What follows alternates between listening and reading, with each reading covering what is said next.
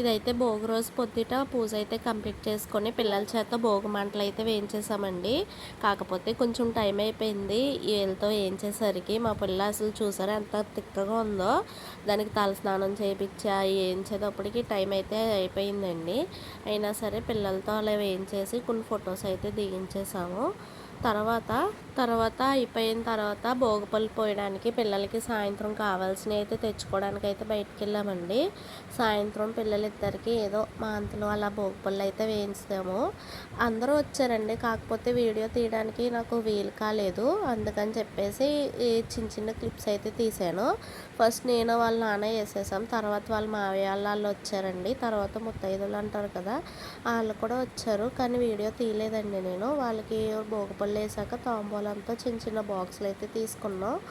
ఇలా ఇద్దరిని కూర్చోబెట్టి వేసేసామండి. నాకు తెలుసున్నంత వరకు 13-14 ఇయర్స్ వచ్చేంత వరకు భోగిపళ్ళు అనేది వేయచ్చు అని చెప్పారు. అందుకని బాబుని కూడా కూర్చోపెట్టేశాము.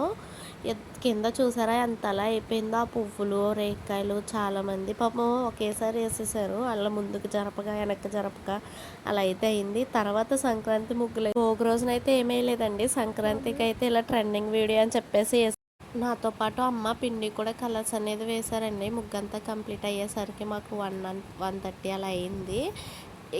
ఇదే ముగ్గు నేను న్యూ ఇయర్కి వేద్దాం అనుకున్నానండి అత్తయ్య వాళ్ళ ఇంటికాడ. కానీ నన్ను ఊర్లో వేసుకుంటారని చెప్పేసి ఆ ముగ్గు అయితే నేను వేయలేదు. అమ్మ వాళ్ళ ఇంటికాడ అయితే వేశానండి. నా ముగ్గు ఎలా ఉందో కామెంట్ చేయండి.